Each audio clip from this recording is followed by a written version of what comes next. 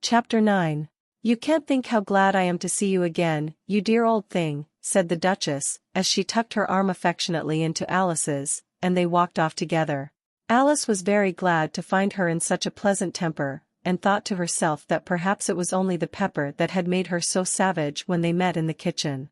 When I'm a duchess, she said to herself, not in a very hopeful tone though, I won't have any pepper in my kitchen at all.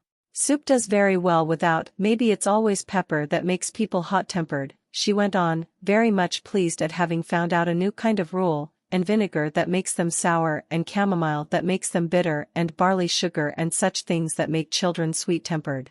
I only wish people knew that, then they wouldn't be so stingy about it, you know. She had quite forgotten the Duchess by this time, and was a little startled when she heard her voice close to her ear.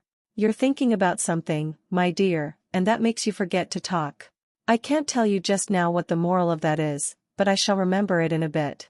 Perhaps it hasn't one, Alice ventured to remark. Tut, tut, child, said the Duchess. Everything's got a moral, if only you can find it. And she squeezed herself up closer to Alice's side as she spoke. Alice did not much like her keeping so close to her, first, because the Duchess was very ugly, and secondly, because she was exactly the right height to rest her chin on Alice's shoulder, and it was an uncomfortably sharp chin. However, she did not like to be rude, so she bore it as well as she could. The game's going on rather better now, she said, by way of keeping up the conversation a little. 'Tis so, said the Duchess, and the moral of that is, oh, 'tis love, that makes the world go round. Somebody said, Alice whispered, that it's done by everybody minding their own business. Ah, well, it means much the same thing, said the Duchess, digging her sharp little chin into Alice's shoulder as she added, and the moral of that is take care of the sense, and the sounds will take care of themselves. How fond she is of finding morals in things. Alice thought to herself. I dare say you're wondering why I don't put my arm round your waist, the Duchess said after a pause. The reason is, that I'm doubtful about the temper of your flamingo. Shall I try the experiment? He might bite, Alice cautiously replied, not feeling at all anxious to have the experiment tried. Very true, said the Duchess, flamingos and mustard both bite. And the moral of that is birds of a feather flock together. Only mustard isn't a bird, Alice remarked. Right, as usual, said the Duchess, what a clear way you have of putting things. It's a mineral, I think, said Alice. Of course it is, said the Duchess, who seemed ready to agree to everything that Alice said. There's a large mustard mine near here. And the moral of that is, the more there is of mine, the less there is of yours. Oh, I know, exclaimed Alice, who had not attended to this last remark. It's a vegetable. It doesn't look like one, but it is. I quite agree with you, said the Duchess, and the moral of that is, be what you would seem to be, or if you'd like it put more simply, never imagine yourself not to be otherwise than what it might appear to others that what you were or might have been was not otherwise than what you had been would have appeared to them to be otherwise. I think I should understand that better, Alice said very politely, if I had it written down, but I can't quite follow it as you say it. That's nothing to what I could say if I chose, the Duchess replied, in a pleased tone. Pray don't trouble yourself to say it any longer than that, said Alice. Oh, don't talk about trouble, said the Duchess. I make you a present of everything I've said as yet. A cheap sort of present, thought Alice. I'm glad they don't give birthday presents like that. But she did not venture to say it out loud. Thinking again, the Duchess asked with another dig of her sharp little chin. I've a right to think, said Alice sharply, for she was beginning to feel a little worried. Just about as much right, said the Duchess, as pigs have to fly, and the M. But here, to Alice's great surprise, the Duchess's voice died away, even in the middle of her favorite word moral, and the arm that was linked into hers began to tremble. Alice looked up, and there stood the Queen in front of them, with her arms folded, frowning like a thunderstorm. A fine day, your Majesty, the Duchess began in a low, weak voice. Now, I give you fair warning, shouted the Queen, stamping on the ground as she spoke, either you or your head must be off, and that in about half no time. Take your choice. The Duchess took her choice, and was gone in a moment. Let's go on with the game, the Queen said to Alice, and Alice was too much frightened to say a word, but slowly followed her back to the croquet ground. The other guests had taken advantage of the Queen's absence, and were resting in the shade, however, the moment they saw her, they hurried back to the game, the queen merely remarking that a moment's delay would cost them their lives. All the time they were playing, the queen never left off quarreling with the other players, and shouting "off with his head," or "off with her head."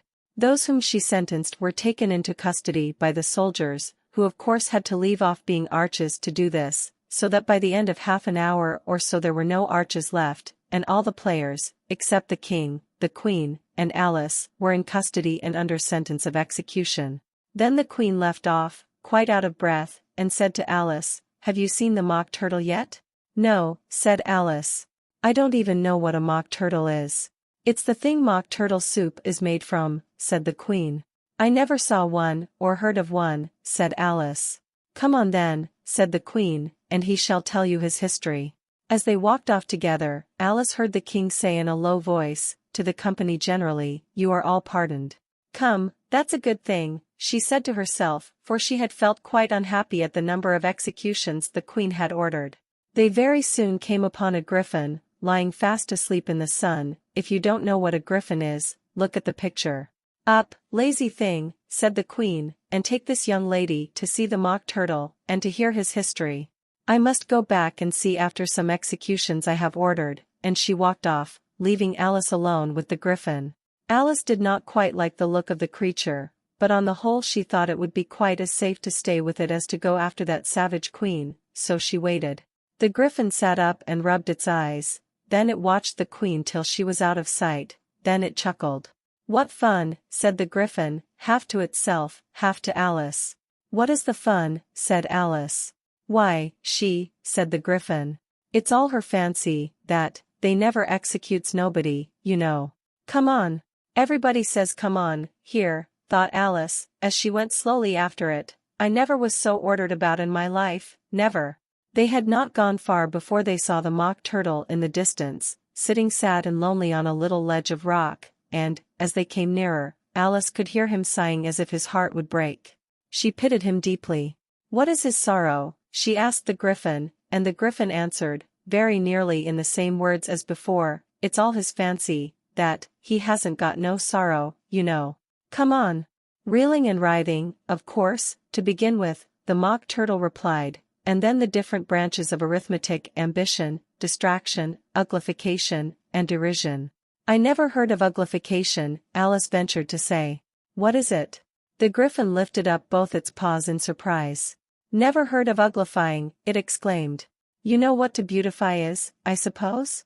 "Yes," said Alice doubtfully, "it means to make anything prettier." "Well, then," the griffin went on, "if you don't know what to uglify is, you are a simpleton." Alice did not feel encouraged to ask any more questions about it, so she turned to the mock turtle and said, "What else had you to learn?" "Well, there was mystery," the mock turtle replied, counting off the subjects on his flappers: mystery, ancient and modern, with seaography, then drawling. The drawling master was an old conger eel, that used to come once a week. He taught us drawling, stretching, and fainting in coils. "What was that like?" said Alice. "Well, I can't show it you myself," the mock turtle said, "I'm too stiff." And the griffin never learned it. "Hadn't time," said the griffin. "I went to the classical master, though. He was an old crab, he was." "I never went to him," the mock turtle said with a sigh. "He taught laughing and grief, they used to say." So he did," said the griffin, sighing in his turn, and both creatures hid their faces in their paws. "And how many hours a day did you do lessons?" said Alice, in a hurry to change the subject. 10 hours the first day," said the mock turtle, 9 the next, and so on. "What a curious plan," exclaimed Alice. "That's the reason they're called lessons," the griffin remarked, "because they lesson from day to day." This was quite a new idea to Alice, and she thought over it a little before she made her next remark. "Then the 11th day must have been a holiday." "Of course it was," said the mock turtle. "And how did you manage on the 12th? Alice went on eagerly. "That's enough about lessons," the griffin interrupted in a very decided tone. "Tell her something about the games now." So they went up to the mock turtle, who looked at them with large eyes full of tears, but said nothing. "This here young lady," said the griffin, "she wants to know your history, she do." "I'll tell it her," said the mock turtle in a deep, hollow tone. "Sit down, both of you, and don't speak a word till I've finished." So they sat down, and nobody spoke for some minutes. Alice thought to herself, "I don't see how he can ever finish, if he doesn't begin." But she waited patiently. "Once," said the Mock Turtle at last, with a deep sigh, "I was a real turtle." These words were followed by a very long silence, broken only by an occasional exclamation of "HJCKRRH" from the Griffin, and the constant heavy sobbing of the Mock Turtle. Alice was very nearly getting up and saying, "Thank you, sir, for your interesting story," but she could not help thinking there must be more to come, so she sat still and said nothing. "When we were little," the Mock Turtle went on at last, more calmly, though still sobbing a little now and then, "we went to school in the sea. The master was an old turtle, we used to call him Tortoise." "Why did you call him Tortoise, if he wasn't one?" Alice asked. "We called him Tortoise because he taught us," said the Mock Turtle angrily. "Really, you are very dull. You ought to be ashamed of yourself for asking such a simple question," added the Griffin, and then they both sat silent and looked at poor Alice, who felt ready to sink into the earth. At last the Griffin said to the Mock Turtle, "Drive on, old fellow. Don't be all day about it," and he went on in these words. "Yes, we went to school in the sea, though you mayn't believe it." "I never said I didn't," interrupted Alice. "You did," said the Mock Turtle. "Hold your tongue," added the Griffin, before Alice could speak again. The Mock Turtle went on. "We had the best of educations, in fact, we went to school every day." "I've been to a day school, too," said Alice. "You needn't be so proud as all that." "With extras?" asked the Mock Turtle a little anxiously. "Yes," said Alice, "we learned French and music." "And washing?" said the Mock Turtle. "Certainly not," said Alice indignantly. "Ah, then yours wasn't a really good school," said the Mock Turtle in a tone of relief. Now at ours they had at the end of the bill, French, music, and washing extra. "You couldn't have wanted it much," said Alice, living at the bottom of the sea. "I couldn't afford to learn it," said the Mock Turtle with a sigh. "I only took the regular course." "What was that?" inquired Alice.